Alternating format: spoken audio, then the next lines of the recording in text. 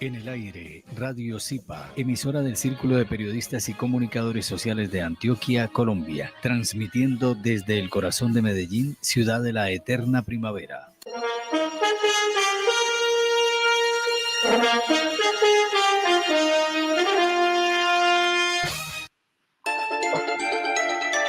Radio Zipa Estéreo. Unimos a Colombia con el mundo.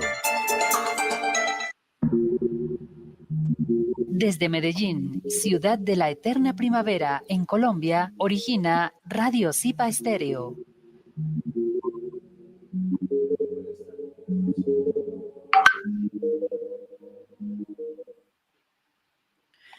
Muy buenas tardes, muy buenas noches, muy buenos días. Un saludo especial en cualquier parte del mundo donde se conecten en este momento a esta conferencia virtual, Comunicación no sexista, cómo informar correctamente los temas de violencia contra las mujeres. Estamos transmitiendo por Radio Zipa Estéreo. Mi nombre es Zoila Isabel Carvajal Almario, directora ejecutiva del Círculo de Periodistas y Comunicadores Sociales de Antioquia. Estamos con la dirección en Radio Zipa Estéreo de Abraham Varela Saavedra y en la técnica está con nosotros el practicante Tomás Giraldo Ospina. Hoy están con nosotros en convenio con la Unión de Ciudadanas de Colombia,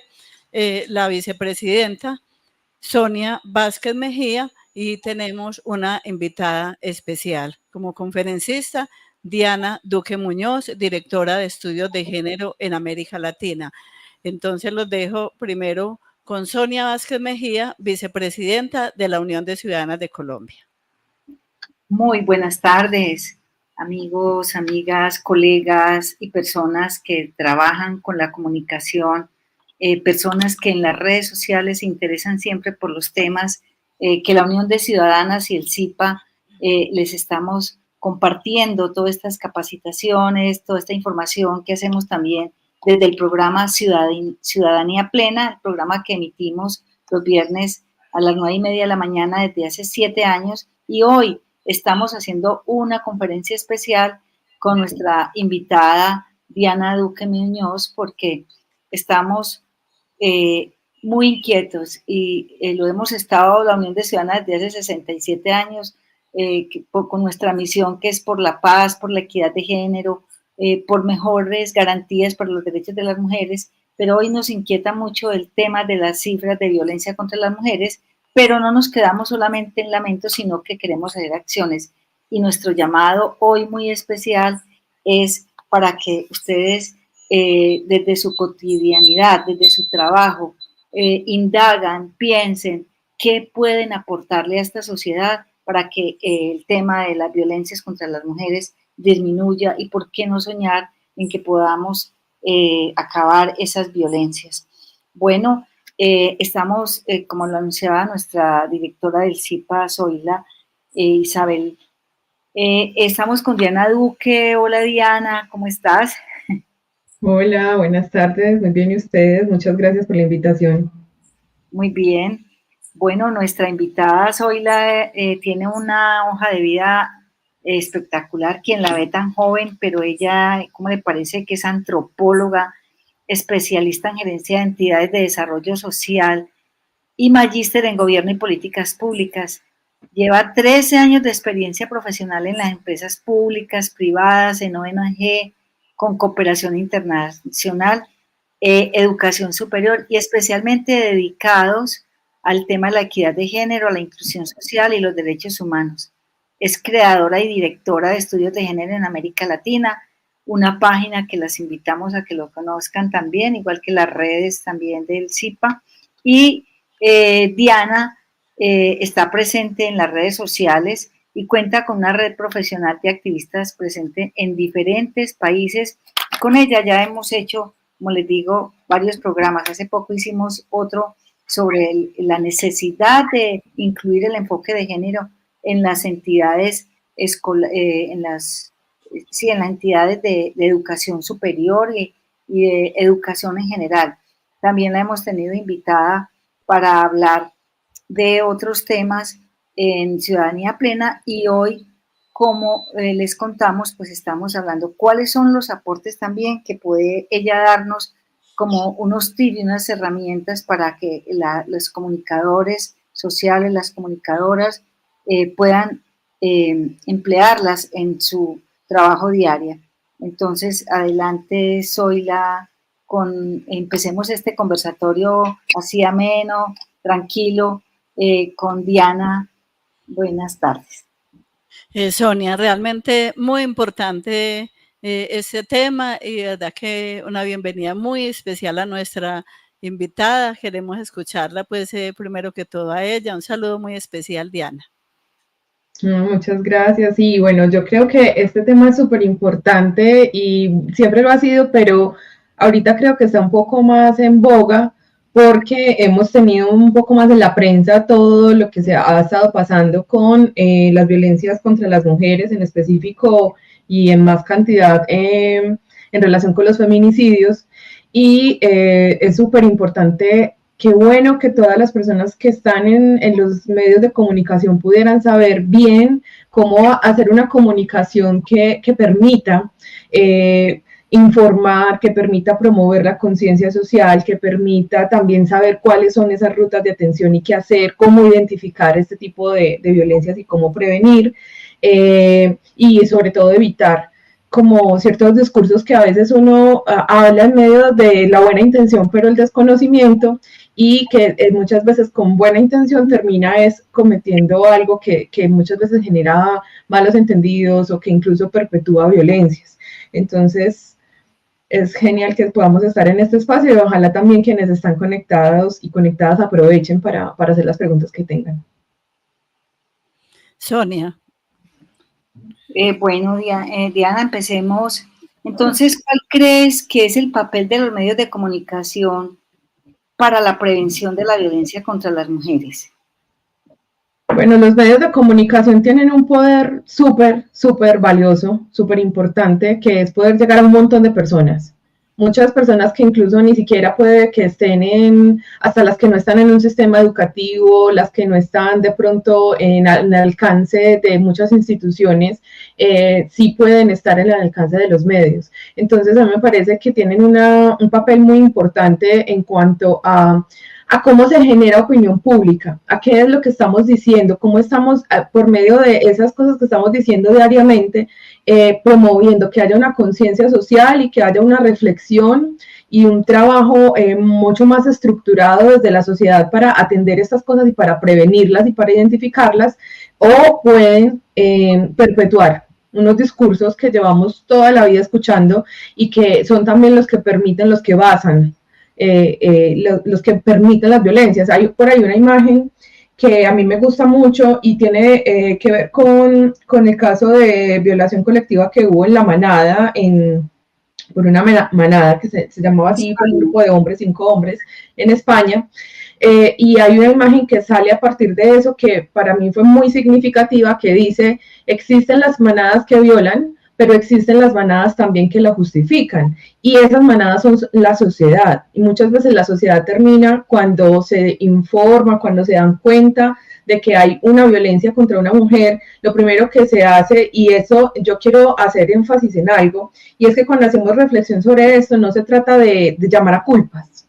o de señalar a nadie, sino como que nos demos cuenta socialmente cómo estamos pensando, cómo se está estructurando nuestro pensamiento para poder también saber cómo podemos corregirnos. Y entonces lo que pasa es que muchas veces, y lo vas a ver con una persona viendo el televisor o en las noticias o escuchando la radio, los comentarios que se hacen es que quién sabe cómo iba vestida, es que qué hacía ella hasta ahora, es que ella quién sabe qué le hizo y por qué le actuó así, es que pobrecito vea que le puso los cachos. O sea, empezamos a justificar al agresor, y esa justificación muchas veces se convierte también en algo muy sutil, como por ejemplo estar diciendo que el agresor estaba enfermo. Buscamos alguna enfermedad que pueda tener. Ay, ¿será que tenía un problema de salud mental? Y ahí no estamos cayendo en cuenta y está demostrado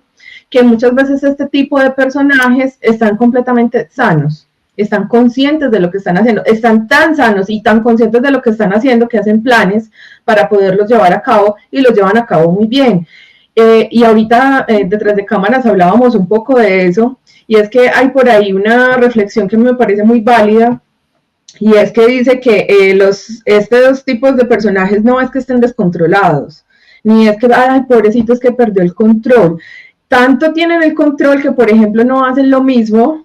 con un tipo más grande que ellos, un fortachón en la calle, o al que le tienen miedo en el barrio, o al que representa alguna autoridad, o no lo hacen con un policía, o no lo hacen con un actor armado, pero sí lo hacen seleccionando a su víctima, que es justamente la que más vulnerable es. Entonces, por favor, entre las cosas que vamos a hablar, una que a mí me gustaría hacer mucho énfasis es: dejemos de justificar a las personas que hacen esto. Además, porque hay una cosa ahí, y es que cuando la justificamos, no solamente estamos justificando al del televisor, al de la radio, que no sabemos quién es y posiblemente nunca tengamos contacto, sino que alrededor nos están escuchando. Y esas personas que están escuchando alrededor nuestra justificación o están leyendo nuestros comentarios, están entendiendo, se están educando en que esto es posible, en que esto es algo aceptado socialmente y en que por lo tanto también lo pueden hacer. Y es lo que pasa efectivamente. Bueno, les recordamos a los que nos están viendo, nos están escuchando, que estamos transmitiendo por Radio Zipa Estéreo en www.zipantioquia.org y estamos en directo por YouTube en Zipa Antioquia, en nuestro YouTube del Círculo de Periodistas y Comunicadores Sociales de Antioquia. También estamos en Facebook del Zipa, entonces pueden participar, hacer preguntas, pueden estar en contacto con nosotros. Bueno, seguimos entonces en esta conferencia virtual. Les recordamos que estamos con Diana Duque Muñoz, directora de Estudios de Género en América Latina, y con la vicepresidenta de la Unión de Ciudadanas de Colombia, Sonia Vázquez Mejía. Entonces seguimos con esta interesante conferencia con la segunda pregunta, y es cómo podemos hacer para evitar la revictimización al informar en estos casos de violencia de género, porque se cae en lo que usted decía ahora, o en la justificación, en justificar al agresor, o en por qué a la mujer le sucedió esto. Y agregaría un comentario ahí, o una contextualización, y es las cifras que nos están dando y cómo se están manejando Diana y Zoila, porque según unos datos dicen que hay más de 40 feminicidios en estos primeros 5 meses del año, y en Antioquia es uno de los más afectados. Y pues definitivamente la Defensoría del Pueblo dice que estos 40 feminicidios también se da con un aumento de un indicador sobre la violencia doméstica también, y hubo un aumento del 36% en las atenciones por violencia, que son 3.710 casos, una violencia psicológica de 2.783 casos, una violencia física con 1.461 y sexual con 577 casos. Entonces, vemos pues que lo que estamos haciendo el llamado con este programa es para que se cambie ese estilo narrativo, cómo se nombran los hechos, cómo se aprecia y cómo hay que tener un contexto social y un enfoque de equidad de género en las noticias. Diana. Sí, bueno, ustedes me preguntaban cómo se puede evitar la revictimización. Hay muchas maneras. Por ejemplo, una de las que veníamos hablando es de no justificar a la persona que está agrediendo, no tratar de buscar como la razón por la que la persona lo hizo y entonces estar como, ay no, pobrecito, quién sabe qué le hizo. Ustedes pónganse a leer los comentarios que aparecen en redes sociales o en la sociedad cuando este tipo de situaciones se presentan y van a notar cómo siempre la sociedad tiende a justificar. Entonces, paso 1, no justificar, ni desde la sociedad que está escuchando, ni desde las personas que están haciendo las comunicaciones. Nunca, tampoco terminen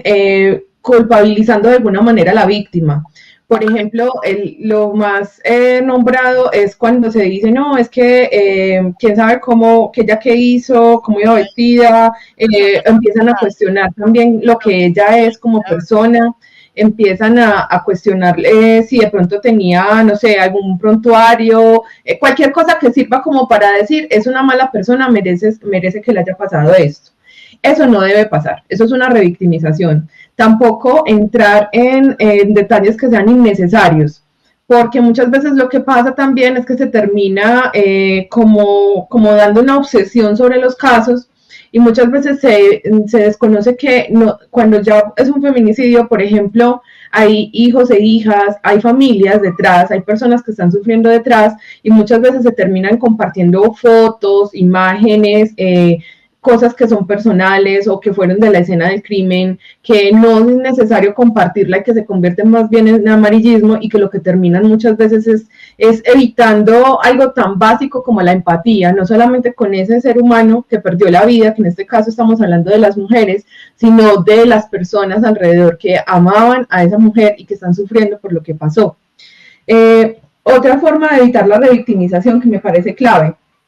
por favor, hagamos cursos de equidad de género, aprendamos sobre comunicación no sexista, aprendamos qué son las violencias contra las mujeres y por qué se dan. Hay incluso cursos gratuitos, hay un montón de recursos que aparecen, hay manuales gratuitos, los pueden bajar de internet para saber cómo comunicar de una forma correcta y para no caer en este tipo de revictimizaciones. Otra forma en la que se termina revictimizando, muchas veces he visto que se invitan, por ejemplo, a profesionales, se les hacen, en esos días sobre todo lo he visto mucho, que se hacen unas entrevistas a personas que tienen un conocimiento sobre algunas cosas, por ejemplo, alguna que tiene conocimiento sobre salud mental, pero que lastimosamente no tiene un conocimiento del enfoque de género. Entonces la forma en la que termina comunicando las cosas no tiene el cuidado que es necesario para poder comunicar esto, para poder evitar justamente replicar, porque esa persona, por más que sea abogado, abogada, por más que sea psiquiatra, por más que sea psicólogo, lo que sea, si no tiene un conocimiento sobre qué es el enfoque de género y cómo se deben tratar estos casos, lo que va a pasar es que por más conocimiento que tenga en su área, va a terminar replicando mensajes sociales que han sido también los que han pasado este tipo de violencia, los que les decía ahorita, terminar justificando al agresor o terminar diciendo que pronto es que era que de pronto estaba enfermo, que quién sabe qué era lo que ira o intenso dolor, que es una de las cosas que siguen mencionando a pesar de que hace mucho rato eso no hace parte de nuestras justificaciones en la legislación, ni atenuantes ni nada de eso. Hay también un desconocimiento de los derechos de las mujeres y de la legislación que hay. Pasa mucho, a pesar de que haya personas que sean abogados, abogadas, que admiro y respeto mucho su labor, qué bueno que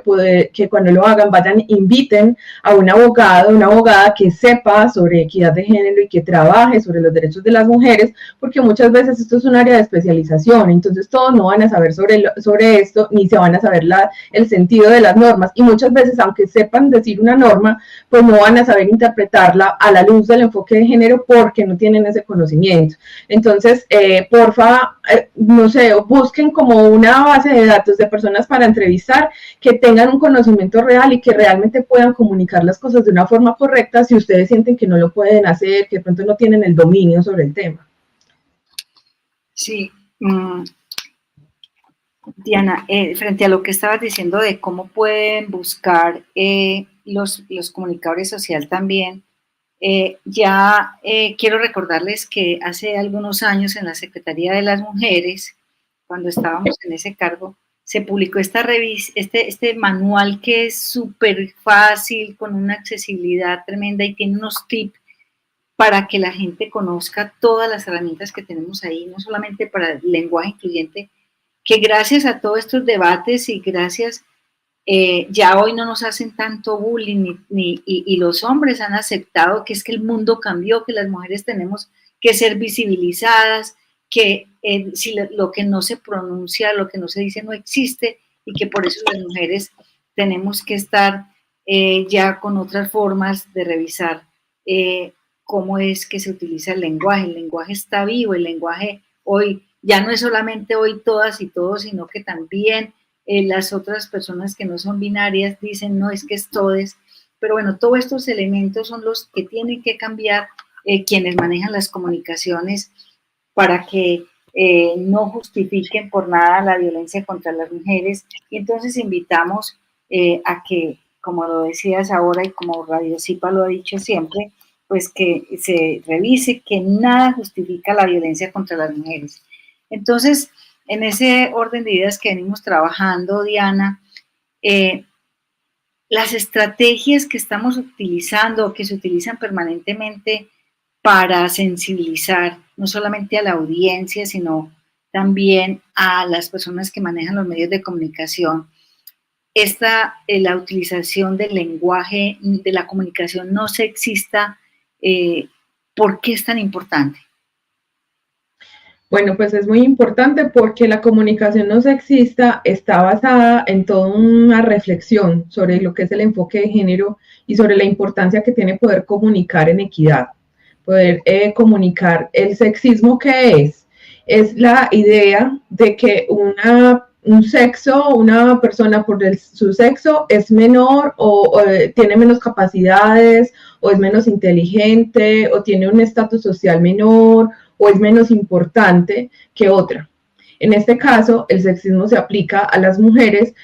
cuando, por ejemplo, decimos es que ella por ser mujer no puede hacer ese trabajo porque eso es un trabajo de hombres, o también hacemos comentarios que ridiculizan basados en su género, como por ejemplo la forma en la que va vestida, si es gordita, si es bajita, si es alta, si es lo suficientemente sexy o no, estarla calificando y objetivizando, generando como si fuera un objeto. Y básicamente lo que hace el sexismo es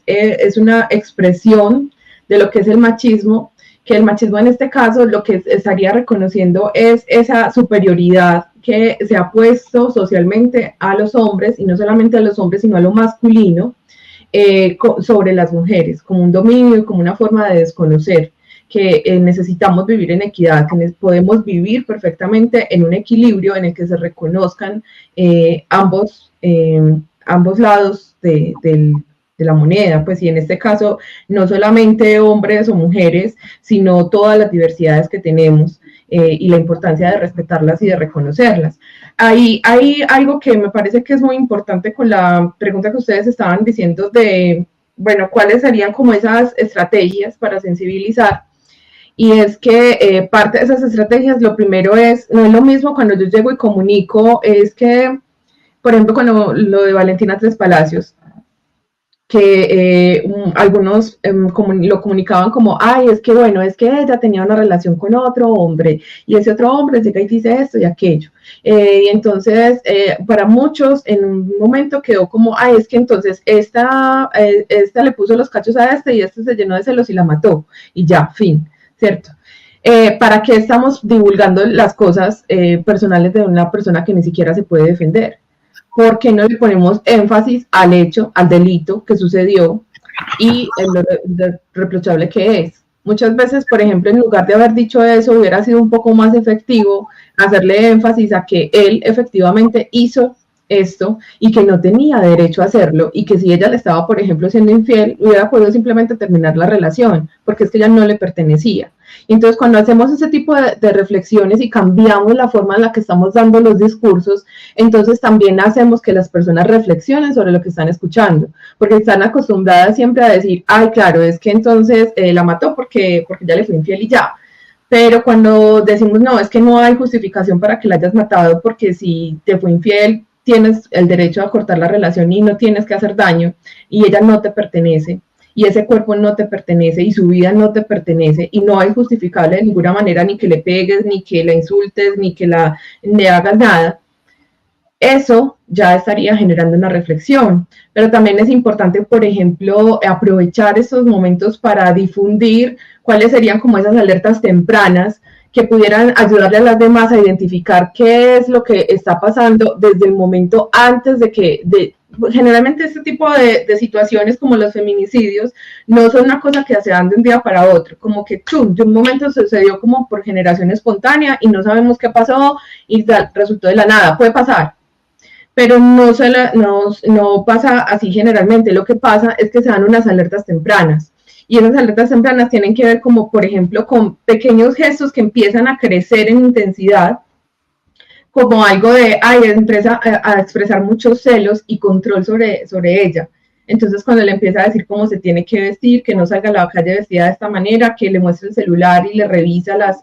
conversaciones, que hay unos celos intensos, por ejemplo, y miren que en este caso de esta mujer sucedió así. La gente empezó después a contar que él la perseguía, que él estaba muy celoso, que él estaba muy pendiente de ella, que él incluso contrató a una persona que la estuviera vigilando y que le estuviera pasando información, que le hacía llamadas, videollamadas para saber con quién estaba y empezaba a controlar. O sea, este tipo de cosas es importantísimo que se le dé énfasis a esas alertas tempranas, porque esas alertas son como los primeros llamados a corre, vete de ahí, vete, estás en peligro. Y muchas veces los trivializamos o no les damos la importancia porque consideramos que la violencia es cuando ya la mató o cuando ya le pegó o cuando ya sucedió algo muy grave. Entonces, esa es una forma de generar como esa reflexión y esa educación ciudadana para que esto no se siga presentando y para que las mujeres puedan saber a tiempo las cosas, pero también, y aquí me parece fundamental hacer énfasis en esto, por favor, dejemos de repetir el discurso de que son las mujeres las únicas que tienen que,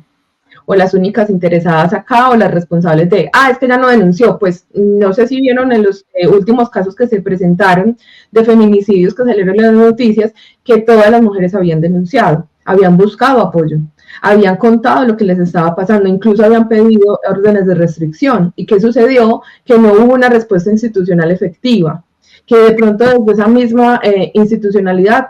por alguna razón, no se terminó dando la importancia que se tenía que dar a prevenir estos casos. Entonces dejemos de decir, es que usted qué hizo, es que usted por qué seleccionó a ese tipo, es que usted por qué sigue con él a pesar de que él es un violento, porque usted desde estar afuera de la situación, para usted es muy fácil decir las cosas, pero usted no sabe qué está viviendo esa persona que está en esa violencia y qué contenido psicológico tenga, qué contenido también de dependencias, de amenazas, de manipulación y de un montón de cosas que generan que las personas se queden, en este caso que las mujeres se queden en relaciones que son muy tóxicas para ellas y que incluso las pueden terminar matando. Una cosa que reflexionaba esta mañana con una amiga abogada que es experta en esto, y si está ahí, hola, te saludo, un saludito, era que estábamos reflexionando sobre cómo muchas veces en la sociedad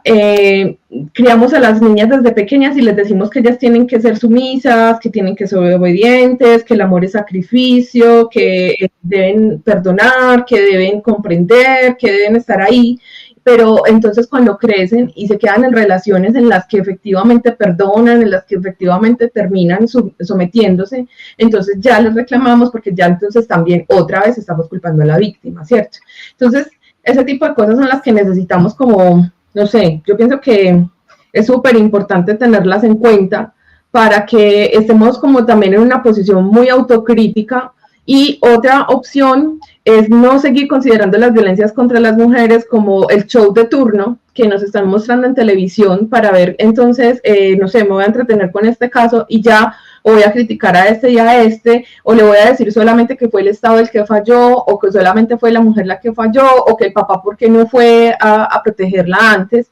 Y esa posición tan cómoda muchas veces que tenemos de sentarnos en el mueble a ver televisión y a criticar personas que ni siquiera ni conocemos ni nos conocen, sino que pensemos nosotros como sociedad, cada persona, y eso lo decía Sonia ahorita, cómo nosotros contribuimos, nosotros qué papel cumplimos acá, cómo podemos evitar que esto siga pasando y cómo desde las cosas que hacemos diariamente muchas veces terminamos contribuyendo a que estos flagelos sigan existiendo en la sociedad. En este momento en el mundo, según la ONU, estamos a 300 años de lograr la equidad de género y en ningún país en el mundo tenemos equidad de género. Y eso ya nos tiene que decir mucho y nos tendría que tener reflexionando a todas y cada una de las personas que estamos viendo esto y que estamos viviendo en este planeta sobre cuál es nuestra posición frente a esto y sobre cuáles son nuestras contribuciones, cuál es nuestra responsabilidad, nosotros qué hacemos para que esto no siga pasando. Usted ve a la vecina que le están pegando y a usted le cae gorda la vecina y entonces no hace nada. Usted ve que están pasando una violencia contra una mujer y es un amigo el que lo hace y usted no hace nada y se queda callado, o se están burlando, por ejemplo, se están mandando fotos de imágenes de una mujer entre grupos de amigos y no hacen nada. O sea, esto también es violencia. Entonces, más un asunto de cómo nos autoevaluamos, cómo nos miramos, cómo revisamos, cuál es nuestro papel en la continua reproducción de este tipo de violencias, porque hay una cosa que les aseguro, y es que este tipo de violencias no serían posibles y no serían tan fuertes si toda la sociedad de alguna manera no terminara contribuyendo en esto. Entonces,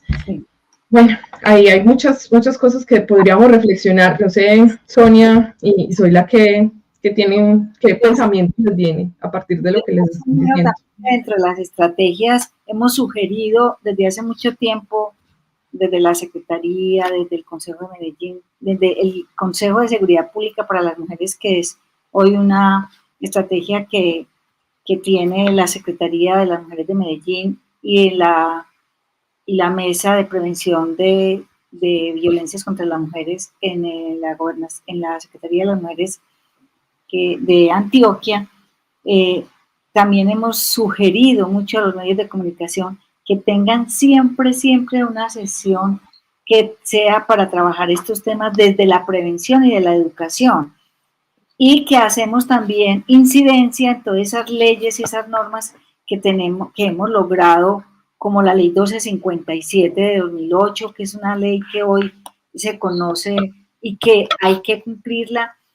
por los tratados internacionales, como tenemos la CEDAW o la Belén do Pará, donde hay todos unos procesos que debemos cumplir como sociedad, como Estado, para evitar la violencia contra las mujeres. Pero recordemos también que ha sido también el movimiento social de mujeres el que ha incidido también, las comisiones de género del Congreso y de cada uno de la Asamblea, de los consejos, donde le hemos apuntado también para tener unas normativas como la ley 1773, que es la ley Natalia Ponce, que era frente, recuerdan el tema de ella, que fue con ácido, que la violentaron, o el tema de Rosalvira Celi, que salió la ley 1761, y que en ellas siempre se indica que tiene que hacer el Estado para poder proteger las mujeres. Entonces decíamos que en los medios de comunicación exista también siempre, y qué tan rico, por ejemplo, que en los programas de jóvenes, mencionabas ahora las alertas temprano. Qué rico que en vez de estar diciendo que las chicas que tienen la vestimenta de esta manera, de aquella, que si tienen los tenis más lanzados, pudieran decir, alertar a las mujeres, por ejemplo, como decías ahora, cuando les hacen bromas hirientes o piropos ofensivos, que estén alertas cuando las humillan o las ridiculizan, cuando la descalifican en las opiniones, cuando la celan excesivamente, cuando le mienten, cuando le rompen también los objetos de ellas, cuando le controlan las amistades, cuando le indican cómo vestir. Entonces, ¿qué es lo que tienen que hacer las mujeres? Que deben reaccionar a denunciarlo, a tomar unas acciones definitivas para que vayamos disminuyendo estas cifras. Sonia, Diana, muy importantes estas alertas tempranas, y cuántos feminicidios no se evitarían precisamente si se detectaran a tiempo. Les contamos que ya se han conectado varias de las personas pues que nos están escuchando, nos están viendo y nos están enviando algunos saludos. Por acá en el chat de YouTube, recuerden que estamos en YouTube como SIPA Antioquia y pueden hacer sus comentarios, sus preguntas, algún aporte que quieran hacer sobre este tema. Corporación Autónoma de la Mujer nos dice: felicitaciones para Diana, Zoila y Sonia por orientar sobre este tema tan especial y pertinente para las mujeres. Vamos a pasarlo de una vez. Claro que sí. Patricia Martínez y Fuentes nos dice: saludos. Muchísimas gracias. Maestra. Corporación Autónoma de la Mujer nuevamente nos dice: este tema debería ser impartido en las escuelas y las universidades. Muchos saludos a todas esas personas que están conectando y más esos grupos de mujeres que siempre han sido unas lideresas en todos estos temas de equidad de género. Bueno, otra pregunta para Diana. En este momento son muchos los desafíos que enfrentamos nosotros como periodistas y más en el cubrimiento de estos temas que tienen que ver con la violencia contra las mujeres. ¿Cómo hacemos para enfrentar esos desafíos de manera que no se caiga como en muchos periódicos, en muchos medios, en el amarillismo ni en la revictimización como hablábamos ahora? Sí, antes de dar esa respuesta, yo quiero hacer un énfasis en algo que estaba ahorita hablando y que Sonia me hace caer en cuenta de que es importante mencionarlo. No porque me lo diga directamente, sino porque me conecta con la conversación que estaba teniendo esta mañana, que aprovecho y saludo a Patricia Martínez, a quien admiro por su trabajo como abogada por los derechos de las mujeres, por su gran conocimiento. Y una de esas cosas es cómo también promovemos la corresponsabilidad. Y es que acá no se trata solamente, que es muy importante, y ojalá se pueda entender muy bien lo que estoy diciendo en este momento, y es que cuando yo sufro una violencia, la sufro yo, pero también no solamente se trata de mí. Poner una denuncia, alejarme, alertar, seguir un proceso judicial cuando lo empiezo,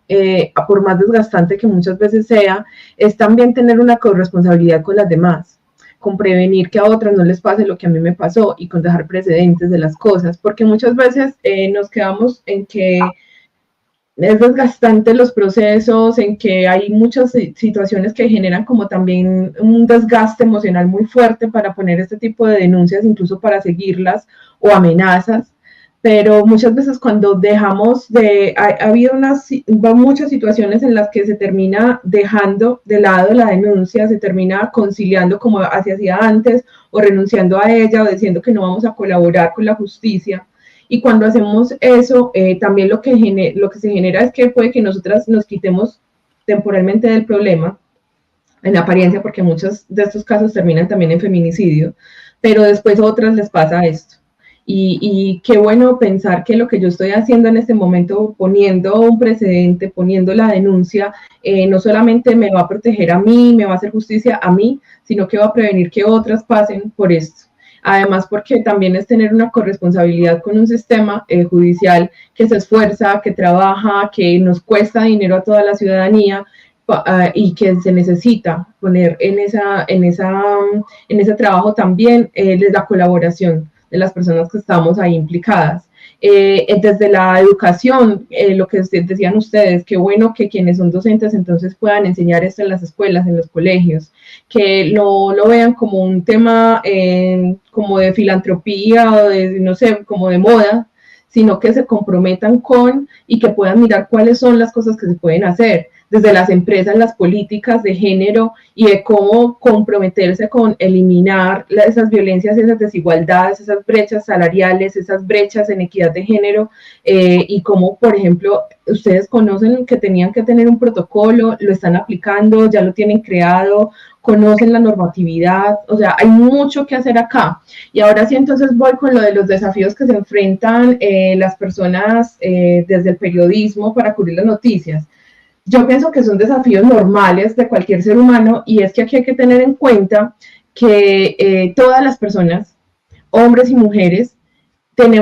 somos criadas bajo este sistema de pensamiento, ¿cierto? Entonces, ¿qué basa la inequidad de género y qué basa las violencias de género? No es algo que tenga que ver con un solo factor, sino que tienen que ver muchos factores. Entre esos factores está, por ejemplo, que desde que empiezan a tener la idea de que es un niño o una niña, para empezar solo por ahí, entonces empezamos a asignar unas ideas, unos comportamientos, unos estatus sociales, lo que nos imaginamos que esa persona va a hacer y se empieza a generar todo un tema de identidad, pero también de posiciones de poder. Y esas posiciones de poder se terminan luego configurando de tal manera en la sociedad que se terminan convirtiendo como algo si fuera normal, como lo que es, eso es lo que tiene que pasar y no hay nada más. Entonces, ¿qué pasa? Muchas veces cuando se hablan de este tipo de violencias y cuando se comparten en la prensa, pues lo que está pasando es que la persona está repitiendo también de las cosas desde su punto de vista y desde lo que ella alcanza a saber del tema y alcanza a interpretar de acuerdo no solamente a una formación que tiene que ver con el periodismo, sino a una formación social, a ser parte de esa sociedad y una sociedad que piensa de esta manera. Entonces, ¿qué desafíos se enfrentan? Ese es un desafío muy grande porque hay una cosa que llaman sesgos inconscientes de género, y entonces la invitación por eso es a formarse, es a ser autocríticos, es a saber que uno siempre no se la sabe todas y no vas a tener que saber de ser, por ejemplo, no sé, entonces si vas a poner de ingenierías tienes que saber mucho de ingenierías, no, pero también saber escuchar y saber a quién consultar, informarse un poquito sobre los temas, o sea, qué cosas no debería decir, cómo debería hablar sobre estos temas, qué cosas son revictimización y cómo las puedo evitar, cómo yo puedo, por ejemplo, informar cuáles son las rutas de atención en estos casos. Es decir, yo como persona, como comunicadora, como comunicador, ¿cómo hago para que la forma en la que yo estoy haciendo mi trabajo se comprometa con eso que también está pasando, y es que yo estoy replicando cosas ante una sociedad que me está escuchando y que puede tomar conciencia conmigo o puede simplemente seguir repitiendo patrones? Sí, es importantísimo, Diana, ese tema de hacer conciencia de que tenemos que desnaturalizar la violencia contra las mujeres, que es lo que le pedimos y lo que hemos visto en todos los informes que se presentan, que lo van tomando como, no, es que pasó ya ese hecho, y a mí también me parece como una irresponsabilidad ese de los medios que solamente nos llaman a opinar cuando ya la persona se muere, en vez de insistir en esa prevención, en esa educación. Y yo quiero resaltar aquí un trabajo que viene haciendo Vamos Mujer y Mujeres que Crean, donde cada año presentan un informe sobre la situación de violación de los derechos humanos. Un informe, cada año lo hacen con muy buenas investigaciones, y uno de esos informes, Diana y Zoila, fue un análisis que le hicieron específicamente al periódico Q, donde miraban cómo era la narrativa, cómo era el estilo de sus noticias, y cómo en las reseñas, por ejemplo, en alguno de sus titulares todavía decían, por ejemplo, les voy a decir uno, decía en la reseña, el título se llamaba Cadena de maltratos con fin trágico, y en la reseña decía, ella pedía que ya no la golpeara más, que le gritaba que ya le había reventado la boca, que ya la había chuzado, que ya no más. La pelea terminó minutos después cuando el hombre salió a la puerta de la casa y con una herida de arma blanca en el cuello, las personas consultadas, pues dice aparte, sigue otra partecita, las personas consultadas coincidieron en que era un sujeto muy educado y formal, pero eso sí, a su señora la golpeaba con frecuencia. Mire la forma como justifican que el señor era educado, pues, o sea, le perdonan. O la peor es que todavía utilizan algunos medios, y que estamos haciendo aquí una llamada de atención. Es, por ejemplo, otro caso que mencionaban ahí, que el titular fue, la mató por no dejar que abusara de ella. En la reseña dice, desde que se descubrió el crimen, las autoridades sospecharon que obedecía a un caso evidentemente pasional. Nancy perdió la vida. Otro titular, un antiguo amor le costó la vida a Nancy. Nancy perdió la vida ayer tras ser apuñalada en la casa, en el barrio Eduardo Santos. Los móviles, al parecer, fueron pasionales. ¿Cómo les parece, pues, compañeras? Zoila. Sí, muy interesante, pues, y muy triste, pues, esa forma como se han enfocado estos temas y estos titulares que, como veníamos hablando, lo que hacen es revictimizar. Bueno, vamos a saludar en este momento a otras personas que se vienen conectando. Está Cristina Guisao, ella dice saludos desde Canadá. Sonia Cardona dice saludos, hay que seguir hablando del tema con mucha insistencia en todos los espacios. Esteban Quesada Moreno nos dice buenas tardes, tema muy interesante y tiene mucha tela que cortar. Saludos desde la Asociación Intercultural Colombia Diversa, AICOL. Muchos saludos también a ellos. María Norma Bischoff, ella está desde Argentina, nos dice en sintonía, interesantísimo tema. Saludos a la directora ejecutiva del CIPA, soy Isabel Carvajal, a Sonia Vázquez y a la invitada. Bendiciones. Muchas gracias por estar con nosotros, por su sintonía y sobre todo por interesarse en este tema. Ahora que hablaban pues de la parte pues de las alertas tempranas, de la importancia de detectarlas y de denunciar, quería hablar del tema y que Diana nos hablara acerca de la importancia de eso como desde el periodismo y desde el caso de Ginette Bedoya, que Ginette Bedoya fue violada, pero ella, a diferencia de muchas personas que no denuncian, ella denunció, porque hay personas que les da pena denunciar,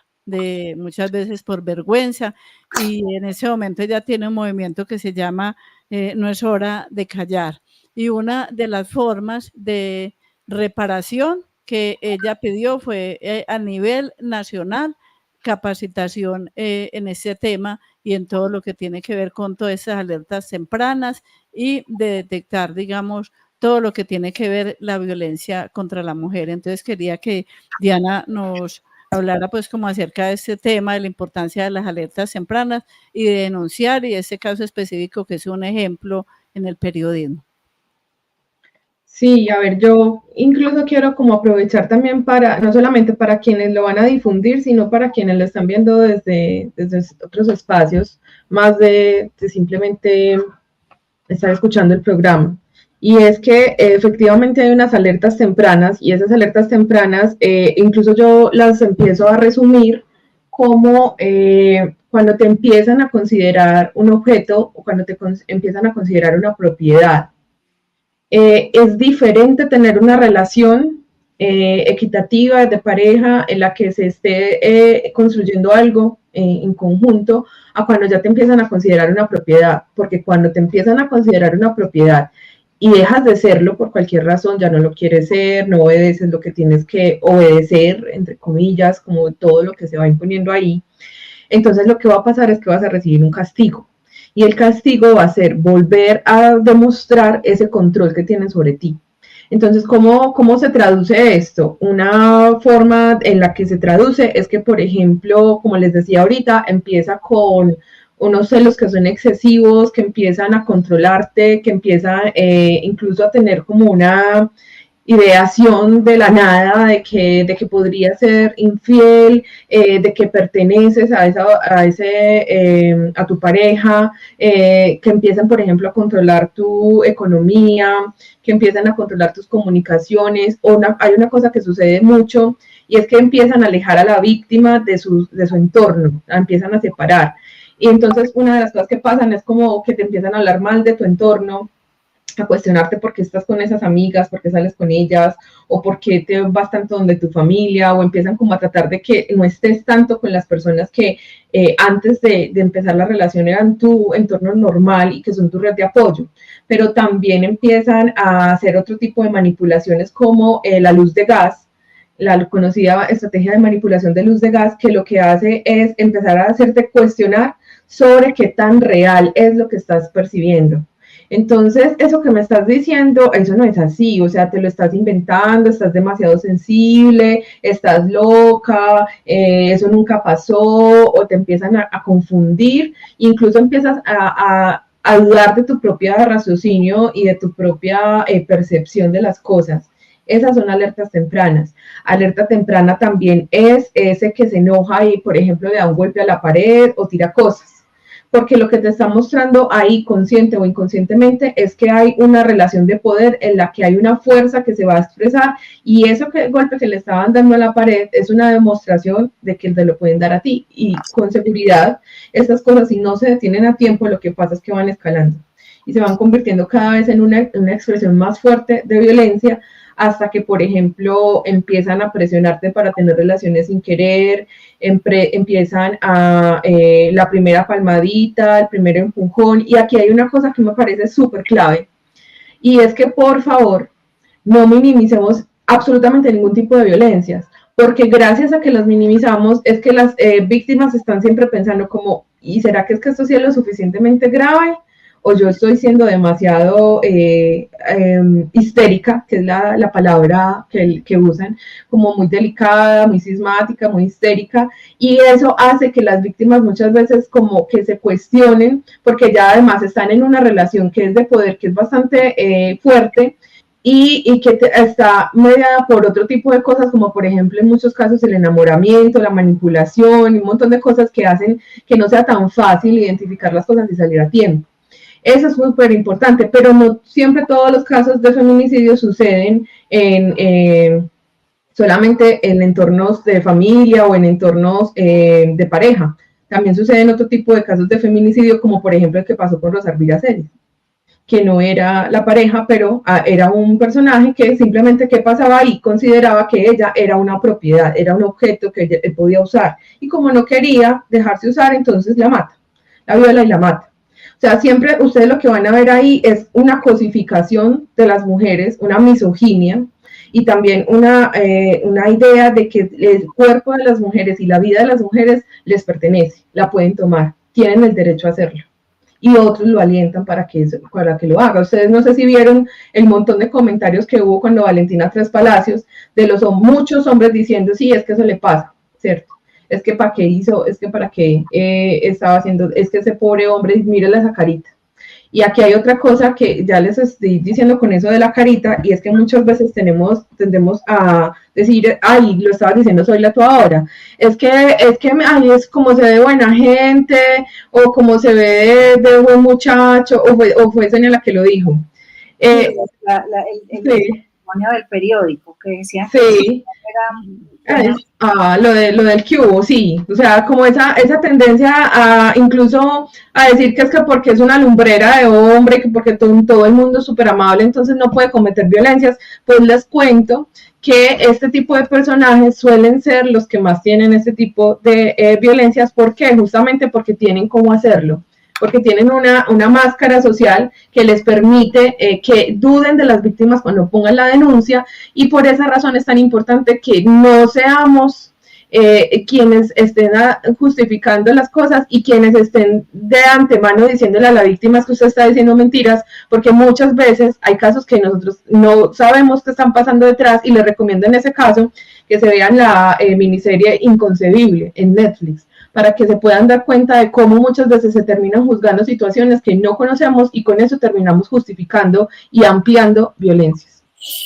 Y ahora que mencionas series, también recomendar la que mencionaste ahora de Manada, porque ahí también, de esa película también habla de la violencia institucional, todo lo que tuvo que hacer esta mujer para que se le reconociera. A propósito, Zoila, con Patricia Martínez y con Eitis hicimos para la Mesa de Prevención de Violencias un podcast que lo podemos pasar en el CIPA sobre violencia institucional con Patricia Martínez, donde demuestra y se enseña también cómo tenemos que actuar ante esa violencia institucional. Y ayer hablábamos, Diana, recuerdas de la obligatoriedad que tienen también todas las instancias de la judicatura, que tiene la obligación de vigilar para que todo el sistema judicial esté preparado y que no revictimicen las mujeres y que haya justicia en esta sociedad, por Dios. Entonces, como para ir cerrando todo lo que estás diciendo, yo diría que pues que los organismos institucionales deben crear y fortalecer equipos de trabajo capacitados para generar datos, cifras y estadísticas mínimamente que estén desagregadas por sexo, pero que se tenga en cuenta el enfoque diferencial, todos los enfoques que hoy existen ya, para que podamos tener un mayor acercamiento a las realidades de estas violencias, y que también haya unos datos confiables, que decíamos ahora, ¿a quién le creemos? Una entidad da una cifra, la otra da otra. Entonces hay que también, Patricia Martínez en eso también, en la Comisión de Gestión del Conocimiento y con todas las organizaciones que asisten allá a la Mesa de Prevención, se ha tratado mucho que desde la Secretaría y desde los observatorios de género que también hay, pues se manejen unas cifras para poder que se tomen medidas más importantes y que esos datos pues estén acompañadas de análisis cualitativos, contextual, para contar con una mixtura de metodologías para que se analicen las multicausales de la violencia contra las mujeres y que en los enfoques de género en los medios de comunicación, como primer paso para desnaturalizar las violencias contra las mujeres en las relaciones sociales, pues se haga lectura de los contextos y que se haga también una construcción de una agenda de formación, insistimos con eso, una formación pedagógica, y no solo para el periodista o quien está cubriendo, sino también para todo, para el director de las noticias, para que ahí el caso que decía Zoila es ejemplarizante lo que ha hecho Ginette, que ella ganó a favor, el Estado tuvo que reconocer que se equivocó en la atención, pero también una gran cantidad de medidas dentro de esas, dar un recurso al Estado para que ella fuera por todos los medios de comunicación hablando de este tema. Entonces, fomentar la reflexión colectiva que permite identificar y analizar y denunciar la desigualdad y la inequidad, que es donde nacen precisamente esas violaciones de los derechos humanos de las mujeres, y necesitamos pues incentivar para que los medios de comunicación sean aliados y que denuncien estas relaciones inequitativas e injustas que hay y que valoren el sentido de la convivencia, el sentido de que hay una forma distinta de vivir en esta sociedad que es con equidad, que es transformando la cultura y quitándonos esos estereotipos. Soy. Antes de terminar, vamos a tomarnos tiene otros comentarios, que es muy importante, pues cuando uno está viendo, escuchando, sentirse también reconocido y que cada comentario y cada participación es importante para nosotros. Claro que sí. Acá en el chat de YouTube nos dice Margarita Rosa Trujillo Turizo, gracias, excelente tema. Esteban Quesada Moreno nos dice, históricamente la mujer ha sido considerada botín de guerra y no me refiero solamente a la guerra en el sentido estricto de la palabra, casa, calle, trabajo, estado, etc. Sí, sí. Y Rosa Elvira González nos dice, saludos, excelente tema. Muchas gracias a todas las personas que están reportando sintonía, además de todos los que están conectados en ese momento en nuestra emisora Radio Zipa Estéreo y en YouTube del Círculo de Periodistas de Antioquia. Bueno, ya como para ir culminando, como redondeando el tema y aprovechando pues nuestra invitada especial que nos ha ido guiando como sobre esta forma de hacer un mejor cubrimiento acerca de la responsabilidad como periodistas con respecto a este tema, para usted qué se debe informar y qué no, porque por ejemplo en las salas de redacción, por ejemplo en los casos de suicidio, en muchas salas de redacción se decidió no seguir informando tanto sobre este tema porque se incrementaban los temas de suicidio. Entonces, ¿qué cree en este caso de violencia contra la mujer? ¿Qué se debe informar y qué no? Me encanta esa pregunta, me parece súper interesante. Yo pienso que ahí hay varias cosas y es que más allá de los casos, o sea, a ver, yo pienso que entre los casos cuando se van a publicar es importante como hacer énfasis en no justificar el victimario de ninguna manera, por favor. Otra es promover la enseñanza de la violencia contra las mujeres como algo que es un asunto de interés público, no solamente como un asunto privado, y en esto me gustaría como poner un subrayado, porque lo que pasa también socialmente es que seguimos pensando que las mujeres son del orden de lo doméstico, y que lo doméstico es lo privado, y cuando lo seguimos pensando desde ahí, muchas personas tienden a considerar que, por ejemplo, si yo escucho aquí a mis vecinos que el vecino le está pegando a la vecina, como eso están en la casa y es una relación de pareja y son ellos los que están allá, yo no me tengo que meter, y sí me corresponde. Se supone y está en la legislación colombiana, que cuando yo sé que hay tengo conocimiento de un delito que está pasando, o de que alguien está en una situación en la que está sufriendo una violencia, yo tendría que actuar como ciudadano. Y tendría también, por ejemplo, que poner en conocimiento a las autoridades. Entonces, ¿cuál es la acción? Es invitar a tomar acción. O sea, que muchas veces no se queden como vamos a entrar ya en una cosa amarillista de estar diciendo es que pasó esto y aquello y de estar repitiendo. O sea, hay unas cosas que tienen que ver con informar, pero ¿por qué no aprovechar el informar para enseñar, para educar? ¿Por qué no, por ejemplo, aprovechar y decir, bueno, estas son las alertas tempranas, esto es lo que hay que hacer, usted sabe a dónde tiene que llamar, si está viendo un tipo de violencia, sabe cuáles son las opciones que tiene, sabe cómo frenarlo, sabe cuándo irse, sabe también desde la institucionalidad qué le tiene que exigir a esa institucionalidad y la institucionalidad que está aquí escuchando, cuáles son sus responsabilidades, qué cosas debería saber, cómo debería tratar a las personas que llegan, la importancia que tiene de dar celeridad a los casos, de dar atención correcta a los casos. Por ejemplo, también enseñar la corresponsabilidad social, lo que les decía ahorita, y es cuál es el papel que vamos a asumir cada persona frente a este tipo de cosas. No solamente se quede como el que quedó ahí mirando el chisme, sino en devolverle la pelota a la ciudadanía. Y es, bueno, usted ha visto este tipo de casos, usted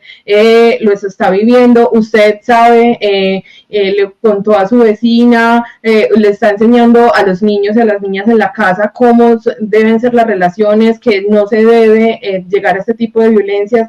Todo ese tipo de cosas son importantes porque está la parte informativa, pero esa parte informativa generalmente lo que nos puede ayudar también, y eso es una cosa muy antropológica, o sea, nosotros como seres humanos tenemos el interés sobre qué pasa en los demás y qué tipo de alertas hay en la sociedad, pero no es solamente un interés porque sí, sino que ese interés también tiene que ver con un asunto de autoprotección.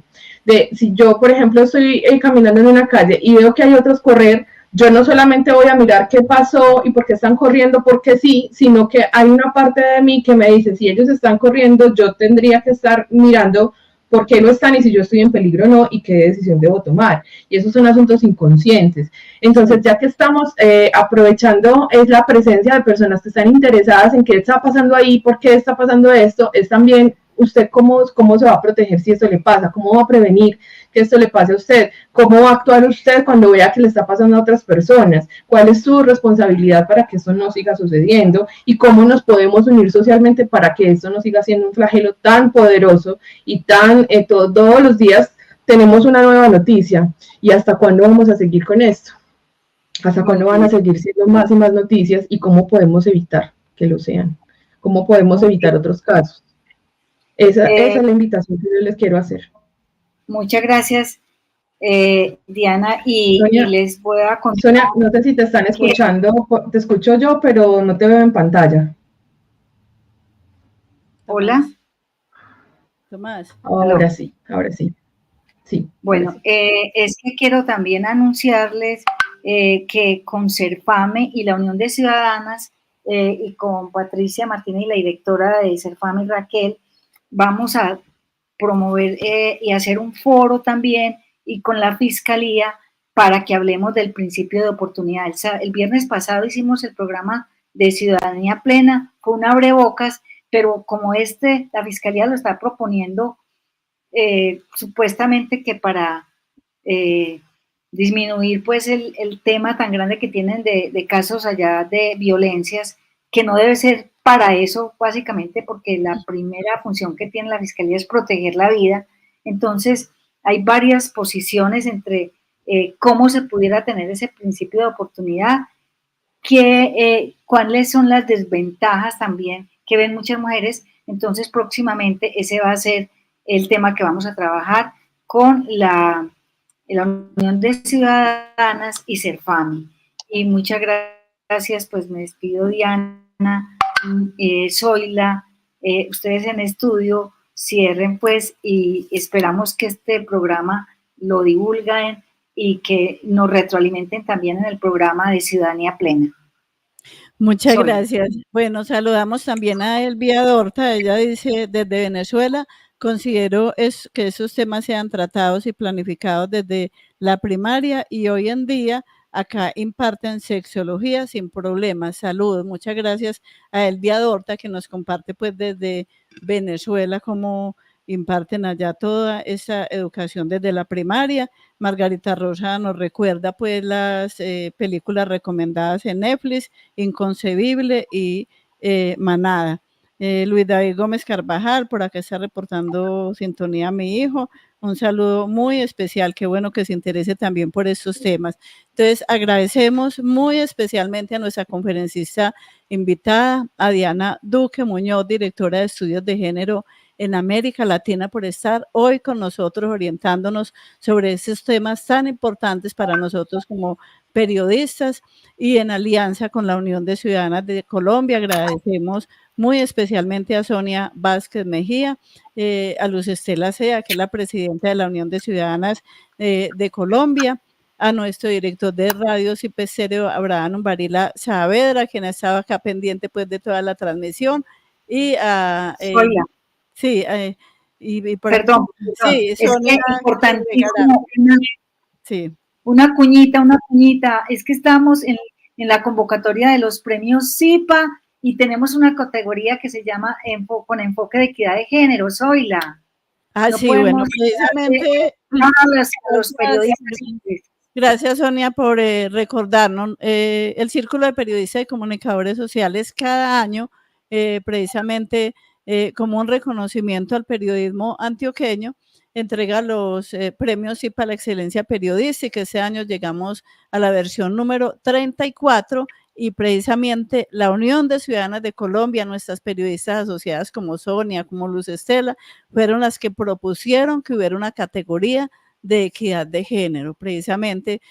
para premiar estos trabajos que tienen ese enfoque donde se tratan bien estos temas periodísticos de buena forma, con equidad de género, donde se resalta no solamente el trabajo de las mujeres en la sociedad, sino en general todos estos temas que son de interés. La convocatoria está abierta hasta el 2 de julio y tenemos todos los requisitos para participar en www.zipantioquia.org, que es la página del Círculo de Periodistas y Comunicadores Sociales de Antioquia, Zipa. Entonces, muchas gracias por haber estado con nosotros hoy y esperamos pues seguir en alianza con la Unión de Ciudadanas de Colombia, que volvamos a tener también a Diana como invitada para que sigamos con estos temas tan interesantes. Muchas gracias. Gracias a ustedes y también les invito a que sigan la página. Me encuentran como Estudios de Género en América Latina, en Facebook, en Instagram y en YouTube.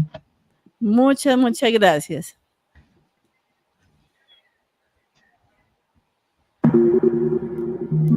Desde Medellín, ciudad de la eterna primavera en Colombia, origina Radio Zipa Estéreo.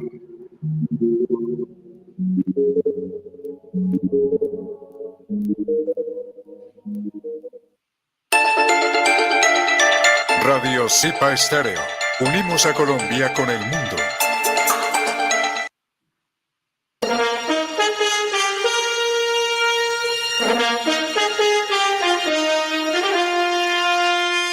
En el aire, Radio Zipa, emisora del Círculo de Periodistas y Comunicadores Sociales de Antioquia, Colombia, transmitiendo desde el corazón de Medellín, ciudad de la eterna primavera.